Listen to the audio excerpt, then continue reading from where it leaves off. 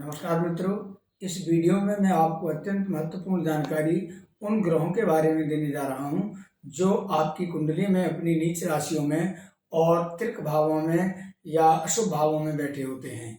ऐसे ग्रह बहुत बिगड़े हुए ग्रह होते हैं जो आपको काफी कष्ट देते हैं अपनी महादशा और अंतर्दशाओं में। ज्योतिष वरदान है मानव के लिए, और ज्योतिष में उन ग्रहों से लाभ लेने के लिए या उनके कष्ट से बचने के लिए अनेक मार्गदर्शन हैं। यहाँ पर हम नवग्रहों पर विचार करेंगे और उनको केवल हम अपने दैनिक जीवन में उससे संबंधित रिश्तेदारों या उससे संबंधित जीव से उसको अपनी सेवाएं देकर बड़े ही कुशलतापूर्वक उस ग्रह को शांत कर सकते हैं और उस ग्रह का लाभ उठा सकते हैं। आप भरोसा करें, यदि आपने मेरे बताए हुए इस मार्ग को आगे फॉलो किया तो निश्चित तौर पर आपको जो कुंडली में कमजोर ग्रह हो गए हैं, जिन्हें बिगड़े हुए ग्रह भी मानते हैं, आपको अच्छे फल देंगे। सबसे पहले मैं सूर्य देव के ऊपर आता हूँ। यह चराचर जगत के संचार करने वाले हैं और इस भूलोक पर वह पिता के प्रतिनिधि हैं। यदि कुंडली में सूर्य देव अशुभ भाव में है, अपनी नीच राशि में है, तो सूर्य को बिगड़ा हुआ ग्रह माना जाता है। और इससे अच्छा फल लेने के लिए सर्वोत्तम उपाय है कि आप अपने पिता का बहुत आदर करें, उनकी बात मानें, उनके निर्देशन में काम करें। निश्चित तौर पर आपको बड़े लाभ मिल जाएंगे, कोई हानि नहीं होगी।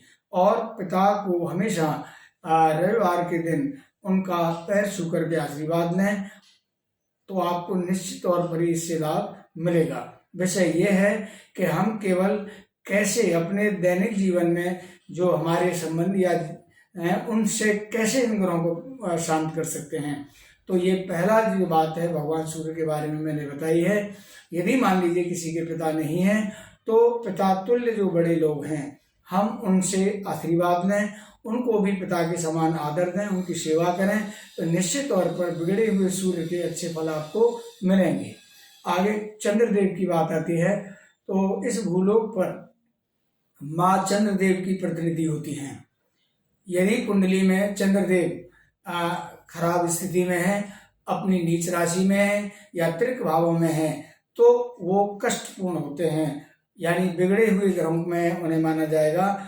और उनके शुभ फल प्राप्त करने के लिए हमें अपनी माँ को सर्वोच्च स्थान देना चाहिए और माँ को हमेशा प्रसन्न रखना चाहिए। उन्हें भूल से भी कभी दुखी नहीं करना चाहिए। सोमवार के दिन माँ के पैर छूकर आशीर्वाद लेना न भूलें। लेकिन दुर्भाग्यवश किसी की माँ जीवित नहीं है तो वो माँ के समान बुआ का आशीर्वाद लें और बुआ को वही सम्मान दें, उनका आशीर्वाद लें, तो चंद्रदेव का उनको आशीर्वाद मिलेगा। चंद्रदेव भौतिक सुखों का यानी पारिवारिक सुखों का कारण होते हैं। आगे मंगल ग्रह की बात आती है, तो मंगल ग्रह यदि कुंडली में बिगड़ गए हैं या बिगड़े हुए माने जाएंगे जब वह अपनी नीच राशि में हो या खराब स्थानों में हो।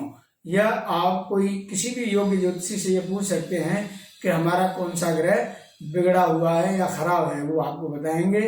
यदि मंगल बिगड़े हुए हैं तो इनको ठीक करने या लाभ लेने के लिए आप अपने बड़े भाई की बहुत सेवा करें, आप उनका बहुत सम्मान करें और ध्यान रखें, मंगल माफी नहीं देते बड़े भाई के साथ। यदि आपने कोई धृष्टता कर दी या उनके साथ कोई छल कपट कर दिया तो आपको जीवन में भारी नुकसान होते रहेंगे। तो मंगल को प्रसन्न करने के लिए भाई की सेवा और भाई का आदर करना सबसे बड़ा लाभ देता है। जिन लोगों के मान लीजिए बड़ा भाई नहीं है तो संबंधियों में भी जो भाई के रिश्ते में बड़े होते हैं उनको भी वही सम्मान दें और निश्चित तौर पर से मंगल से आपको लाभ मिलेगा और मंगल आपको आशीर्वाद दे देंगे। अब आती है बुध ग्रह की बात।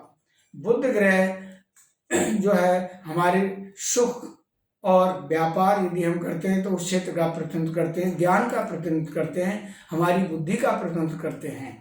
तो बुध को पुष्ट करने के लिए यदि कुंडली में वो खराब हैं यानी बिगड़े हुए हैं, तो बहन की सेवा करनी चाहिए, बहन का आदर करना चाहिए और बहन को उपहार भेंट करनी चाहिए। आपकी बहन नहीं है तो रिश्ते में जो भी बहन है उसको आप अवश्य आदर दें और उनको उपहार भेंट करें, तो बुध ग्रह की जो बिगड़ी हुई स्थिति है या कमजोर स्थिति है वो सुधर जाएगी और आपको बहुत लाभ होगा। ध्यान रखें, बहन को नुकसान पहुंचाने से यदि आप कितना ही बड़ा व्यापार करते हैं तो आपका भट्टा बैठ सकता है। तो बहन को प्रसन्न करके आप व्यापार के क्षेत्र में और अपने कार्य क्षेत्र में बुध का लाभ उठा सकते हैं। बात आती है देवगुरु बृहस्पति की। सभी जानते हैं हमारे 9 ग्रहों में सबसे बड़े वही हैं, वो सबसे बड़े ग्रह हैं।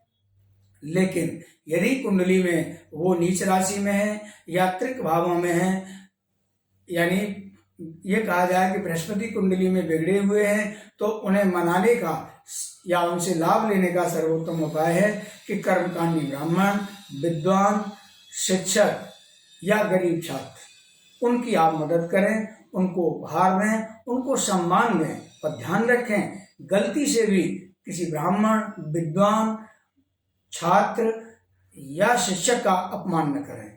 यदि आपने ये कर दिया तो आप तय जान लीजिए आपका यश, वैभव सब खत्म होने की स्थिति में आ जाएगा और संतान पर भारी परेशानी आ जाएगी। देवगुरु बृहस्पति सबसे बड़ा प्रतिनिधित्व तो आपकी संतान का करते हैं। तो जिन लोगों को अपनी संतान की उन्नति की चिंता है या उनका भला चाहते हैं, तो जो मैंने बताए हैं इनकी सेवा करें, इनका बहुत आदर सम्मान करें और संभव हो सके जो भी इनकी मदद करें। निश्चित तौर पर देवगुरु बृहस्पति की आप पर कृपा हो जाएगी। आगे शुक्र ग्रह की बात आती है। यह सर्वविदित है कि शुक्र वैभव के कारक हैं, धन के दाता हैं, लेकिन यह तभी हैं जब ये कुंडली में अच्छी पोजीशन में हो। यदि शुक्र आपकी कुंडली में कमजोर हो गए हैं, नीच राशि में चले गए हैं या कुछ अशुभ भावों में, त्रिक भावों में चले गए हैं, तो शुक्र के कारण दरिद्रता आती है। और शुक्र कुंडली में खराब है तो भले ही व्यक्ति चाहे राज परिवार में पैदा हुआ है, वह उसे अर्श से फर्श फैला देता है। शुक्र इस मामले में किसी की नहीं सुनते।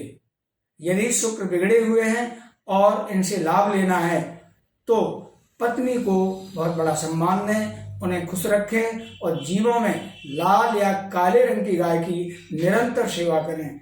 इससे आपको बहुत बड़ा लाभ होगा। और शेष सभी महिलाओं को भी सम्मान दें, कन्याओं का बहुत अधिक आदर करें और पूजन करें, उनके पैर छूकर आशीर्वाद दें, तो बिगड़े हुए शुक्र आपको आशीर्वाद देंगे। ध्यान रखें, शुक्र का खराब होना ये जान लीजिए कि जीवन को खराब कर देने वाली स्थिति बनती है।